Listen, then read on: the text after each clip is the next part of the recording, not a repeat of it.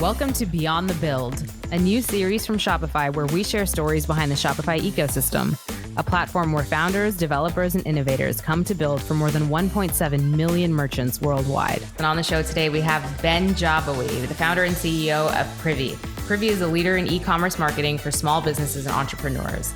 Their mission is to provide the tools, education, and support small e-commerce brands need to grow their online stores and build thriving businesses. Privy is used by over 400,000 merchants in 180 countries and has driven over $4 billion in sales.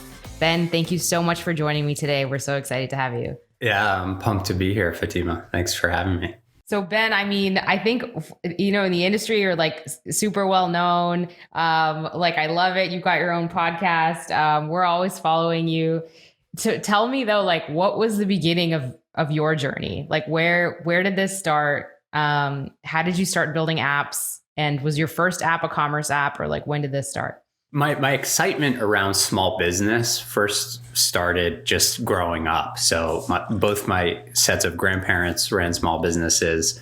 My dad had a business. My mom had a business. And so growing up in that house, I was kind of that was all that I knew. And I was technical. I'm not a developer, but I did study engineering. So it was build an email campaign for me, build a website, what's Facebook ads, all of that stuff. Right. And that was just the foundation. But after school, I was involved with a family friend who was launching a company. And so I learned what that process was like. And that was really exciting to me, and just kind of gave me some confidence to test some ideas of my own. And with a friend, this is long before Privy, we launched an iPhone app. It was called Gpush, and it's funny to think about it at the time. It was a total Band-Aid solution. We were probably one of the first 100,000 apps in the iPhone App Store, and learned a lot, and mostly just built up the confidence to kind of figure out how to execute on ideas that I had. One of the first 100,000 apps in the iPhone App Store.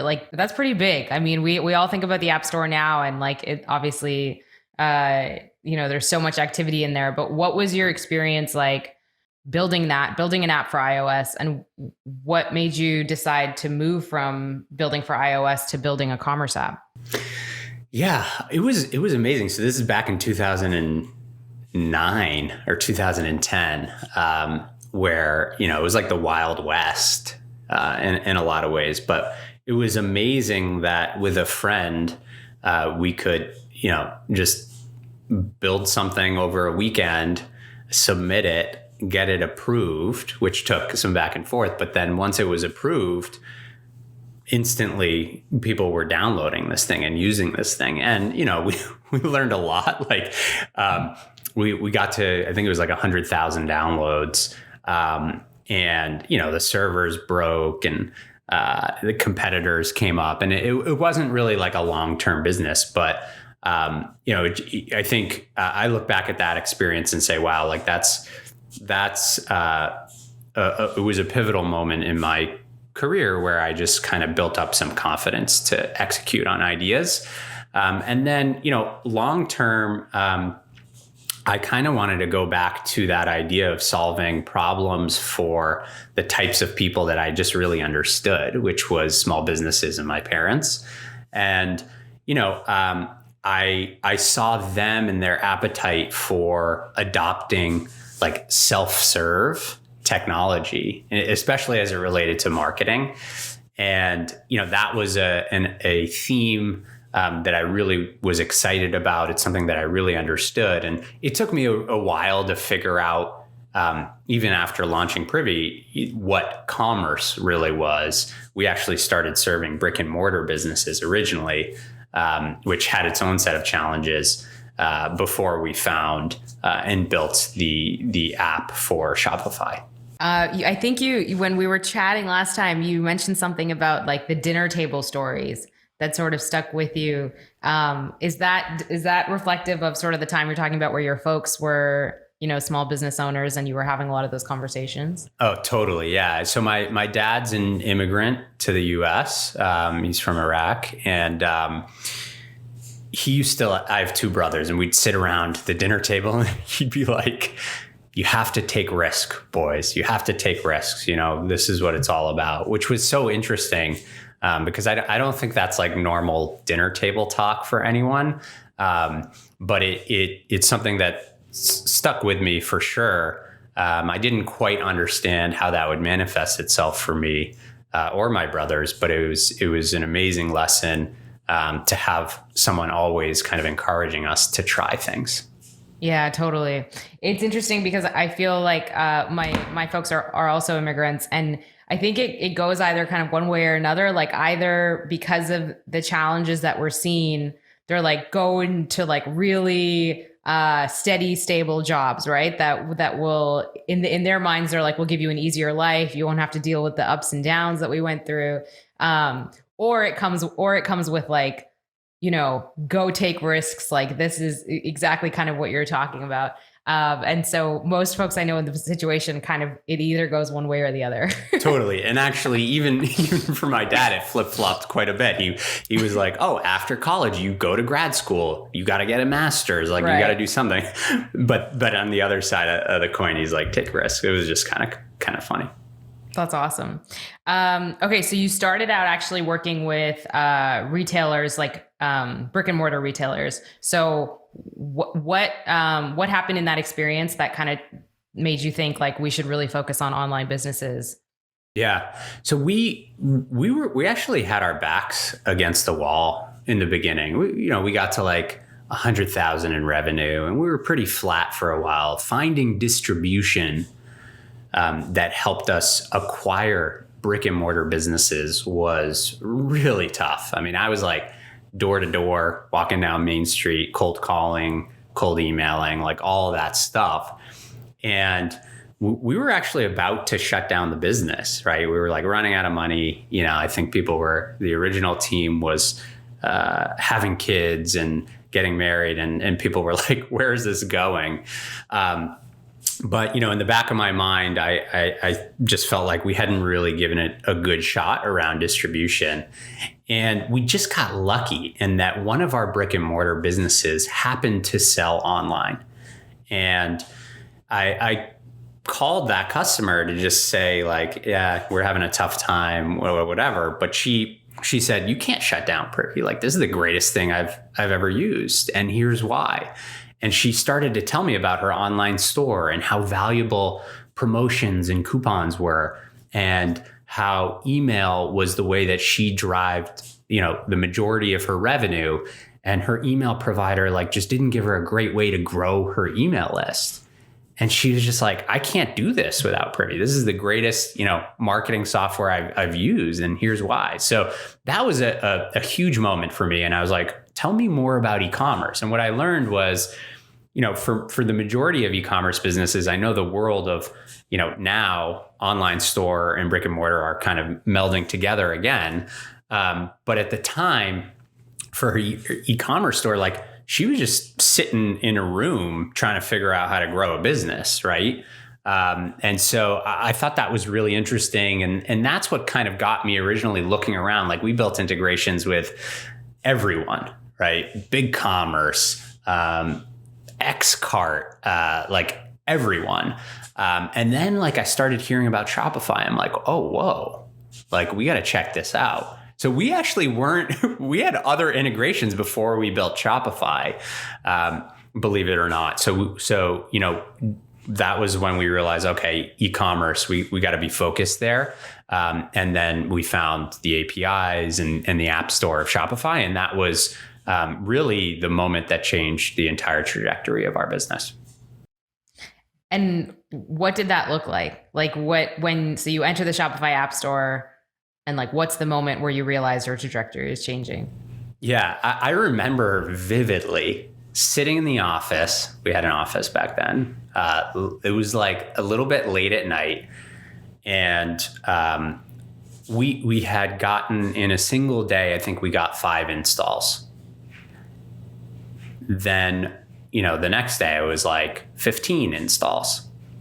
And, when I think back to how hard it was in my cold calling and walking down Main Street to try to get brick and mortars. And now all of a sudden we're just getting installs, right?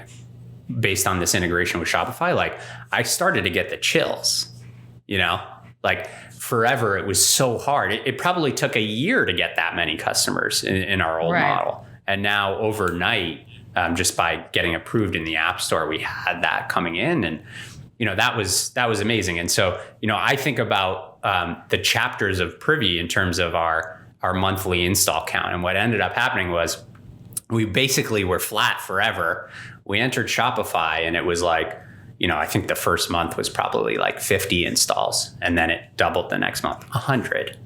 And then 200, and then 400, and then 800. And now we're at a point where we're actually seeing over 12,000 installs a month from Shopify alone, right? And so I can literally think back to that moment and say, wow, like this is possible. That's amazing. It's so interesting. Like, even I think we take it for granted now because the App Store has grown so much, but the reality is like, to your point, the shift in what a sales cycle was before that for any type of software to enter the hands of a retailer or a merchant, like there was so much friction, there was so much like pain and process for both parties, right? And now it's like just this like frictionless way of integrating with all of your customers around the world. I mean, even I take that for granted sometimes because I've been in it for so long now. I don't, because I remember the days where I used to have to figure out for our customers how to instruct them to copy and paste some code from Privy and put it somewhere on their website, right? Like the fact that you don't have to do that anymore is huge. That's awesome. Also, like, I think what's so interesting, Ben, is like you it sounds like really from the beginning, like you've been really focused on SMBs. Like you're like, this is who we built for, this is what we want to do. So how intentional of a decision has that been? Because it sounds like when you started, you were actually, on Main Street trying to pitch to the larger retailers. And then started working with SMBs sort of after you made the shift and moved online and had these integrations. So, years later, you're still super focused on that customer segment. So I want to ask like, how intentional that's been and why.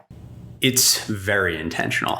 Like, this is something we talk about a lot in our senior leadership team at Privy now. This is something we talk about at the individual contributor level at all hands meetings. Like, this is who we are. And I think the ecosystem has evolved.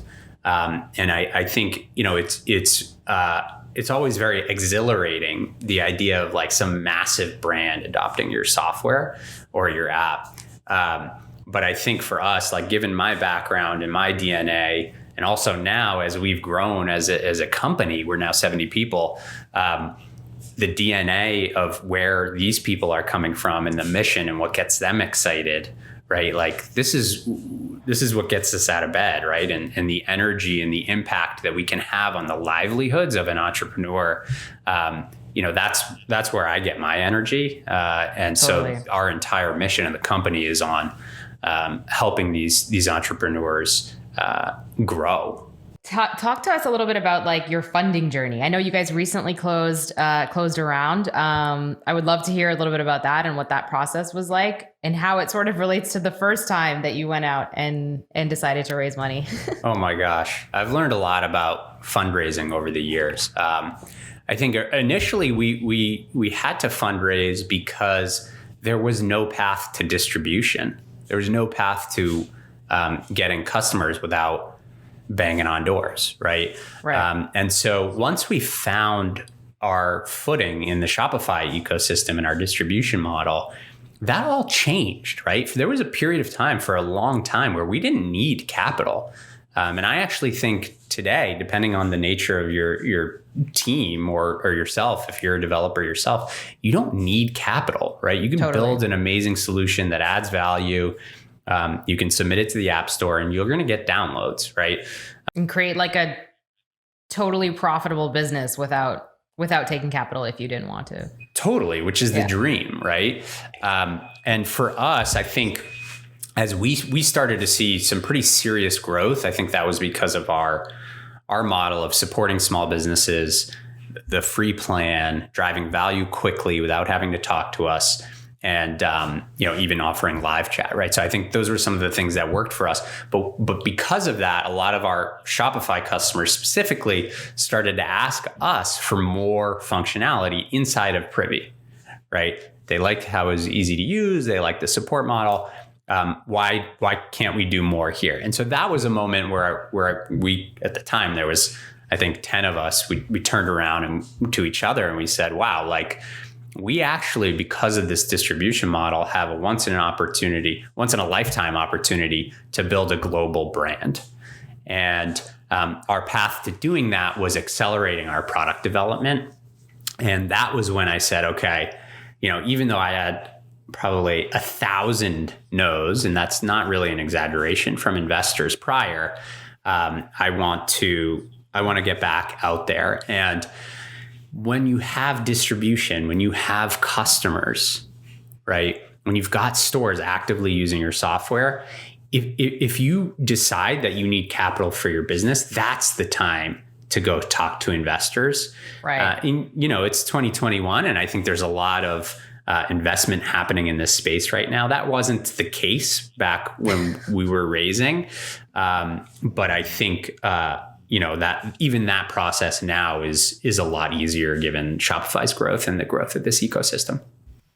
Right. And also just like the acceleration of commerce overall, right? Where it's, I think people are paying more attention. Like, for those of us who've been in the industry for a while, it's like you see, this has always been coming, but now we're in this moment where it's accelerated. The demand has been brought forward, and now people are looking under the hood of like, well, what is all this technology that merchants use when they're online? And it's kind of like lifted, sort of, created more visibility for everyone. So what is kind of like, I mean, you guys are in this great situation right now. I love your focus on your customer base. You recently locked in some funding. So what's next for Privy? Like, what are you really excited about in this next chapter? We've barely scratched the surface. So today we have over 100,000 active Shopify stores, which is amazing to think about. We've expanded our platform over the years, especially with our focus on small business. We feel like that's a niche that we can carve out, that we can own, and we can continue to solve so many problems on top of Shopify for that merchant. And I think merchants need to answer 3 questions. How do you drive traffic to your store? How do you convert first-time purchasers? And how do you drive repeat sales? And I think, Privy's done a great job kind of answering 2 of those 3 questions. And we still have a lot of opportunity in front of us to solve all of it. Yeah, it's like the biggest pain point for merchants, right? Because it's like, to your point, you define the customer, sell the product, and also on the other side of the house, like, figure out how to get that product in the hands of the customer. But the customer acquisition piece is often the most challenging. Tell us a little bit about, like, okay, so you've been in this journey for a while. So like, what are some of the biggest lessons you've learned, or like, sort of fail forward moments you've experienced? Like, would you be comfortable walking us through some bets you made that didn't work and some bets you made that really did work? Yeah. Early days, like within the Shopify ecosystem, and I still think this is true, the most important thing when you're building an app is to let the merchant find value quickly, right? The sooner you can do that, the more success you're going to see. And value can be, maybe it's driving a sale, maybe it's simplifying fulfillment, maybe it's simplifying selling internationally or something like that. There's so many ways that you can add value, but the sooner you can help your merchants who install your app recognize that moment, the better.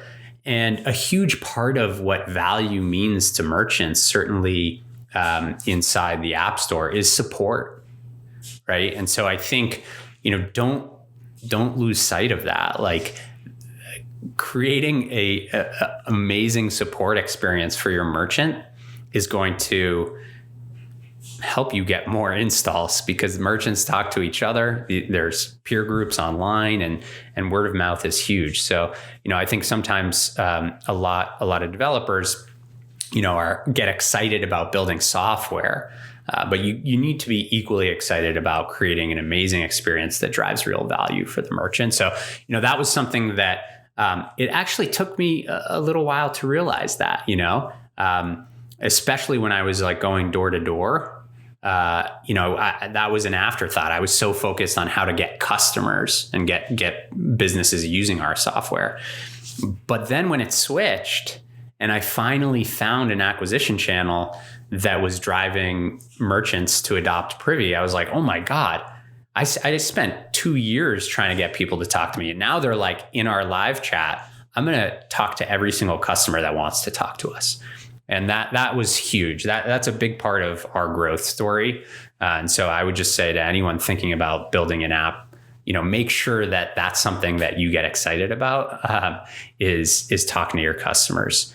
Other stuff too. Like I think there's so much opportunity in the App Store. I think in the early days of a new developer entering the ecosystem, what I would say is like focus on something small. Try to like find your wedge around a problem that merchants have. And if you can be the absolute best at that one thing, then I guarantee that you can expand from there to do more. And that was also something, originally, like if you looked at Privy's listing in the App Store in 2016, when we first started, it was about growing your email list.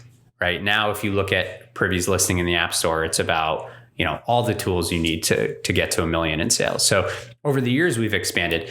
We did try some product expansion early on, and it was too early, and we were too small a team.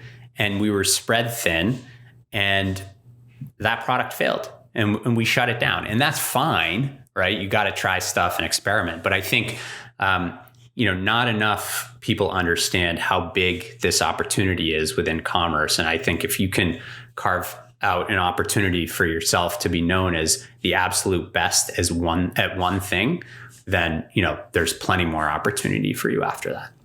Totally. I almost see it as like a matrix. Like you have such a diverse merchant base. So you've got merchants that are, you can segment based on geography, based on the thing that they sell, based on their size or their scale. All of them sort of have different needs. And then you layer that on top of like like all the categories of commerce technology that they need. So whether it's like marketing automation, shipping solutions, customer support, all of that stuff, you end up with this matrix where like you could kind of like pick the niche that you want to start with, and see if you can solve it for that specific niche of merchant, and the technology that they specifically need, and then work from there. But I think people often underestimate that how big each of those sort of matrix points are as a market on its own. Totally. I talk a lot about the parallels between what happened in the Salesforce ecosystem 10 years ago to what's happening inside of Shopify now. And, think about 10 years ago, there was HubSpot. I'll talk about marketing because that's there was HubSpot, there was Marketo, there is Eloqua, there was Pardot, there was Acton. And I think early on, people probably looked at that and said, there's already players here, like, what are you doing? But each of those companies grew alongside that ecosystem and carved out their segment, and grew up to be, $1 billion plus businesses, right? And so I think that same opportunity exists within Shopify. And so if you're a developer and you're looking at a category and you think you have an angle to solve a small problem differently than the existing players, go for it, right? Because I think each of these categories and opportunities has plenty of room for 5 to 10 huge players, and we're not there yet. 100%, I totally agree. So for Privy itself, would you mind telling us a little bit about like any international expansion efforts? Like, how is most of your customer base today? Are they in North America? Are you really pumped about new markets, or how are you thinking about that? Yeah. Yeah. So 2 years ago, I was looking at our user analytics and I was like, whoa, we're getting reviews in different languages. We got people logging into the Privy dashboard from almost every country. And we were just kind of like, what's going on? And we realized, and this is still the case today now, that over 60% of our customer base is outside North America. Right. And so originally over 60% of your customer base is outside North America. Yeah. That's amazing. Yeah. It's crazy. So, and originally that was like what you'd expect. It was English speaking countries, Australia, UK, et cetera. But over the last couple of years, I think because of the App Store, candidly, and the growth Shopify is having internationally, we started to see other pockets of growth. So for us, French, right? So France, Spanish speaking countries like Spain, South America, Central America, and Mexico, as well as Brazil. So we made a lot of investments under the hood, and Privy now is available, the dashboard, in three more languages, so four. So English, French, Spanish, and Portuguese. And we've seen those kind of languages growing really quickly for us alongside international. And we do look at that as a big opportunity for us. That's awesome. And I mean, given that it's 60% of your customer base is outside North America, and obviously a big slice of that is non-English speaking. What are some of the lessons you've learned through that expansion? Just entering markets, different cultures, different languages. Yeah.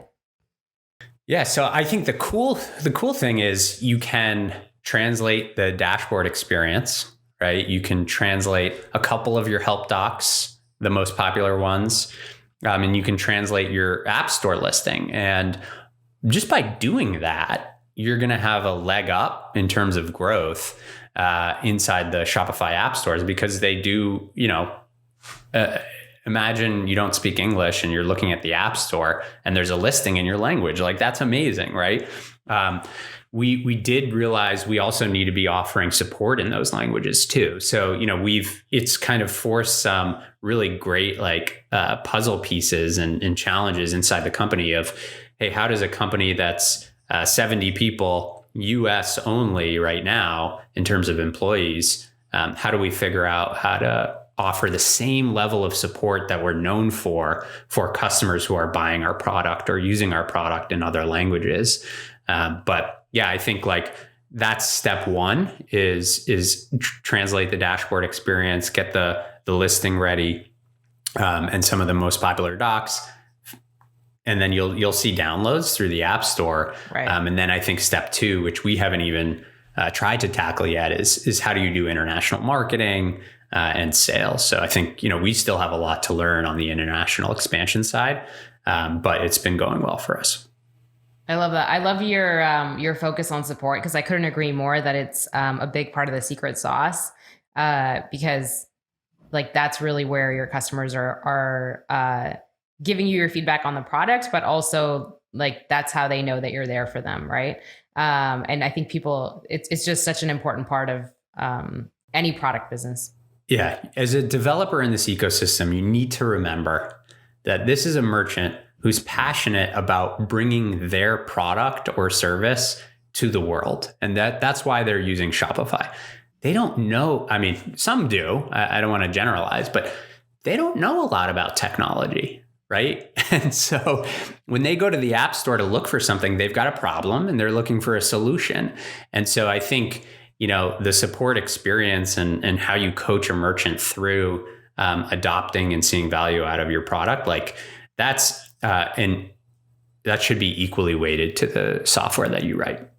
100%. And also because, ultimately the point of Shopify and more broadly, the ecosystem in aggregate is to simplify that entire thing for the merchant, so they never have to really consider the technology that much, right? Like they can focus on building their brand, selling their product, and we sort of all collectively take care of the rest by creating that frictionless entrepreneurship journey through their entire journey, whether they start out small and scale to be the next $1 billion empire or whatever it is in between.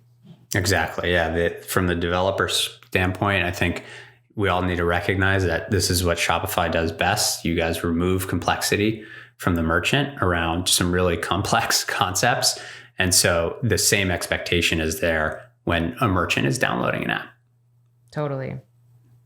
Cool. Well, thank you so much, Ben. Before we head off, you gave some awesome advice for developers kind of coming into the Shopify ecosystem and starting apps. Do you also just for folks that are listening, a lot might be aspiring entrepreneurs, like any wisdom you want to leave them with on the entrepreneurial journey overall? Yeah. Talk to your customers every day. Offer incredible support. And when you've got a customer that's incredibly angry, swearing at you, lean into it, offer an incredible experience. They're doing that because they're incredibly passionate about finding a solution to the problem that you solve. And you're going to learn a lot, and you'll turn them into a lover and someone that's going to spread word about your app. I love it. Thank you so much, Ben. Really appreciate you taking the time to come on and share your journey. For those listening, thanks for tuning in, and join us next week to hear more Founder Talks on Beyond the Build.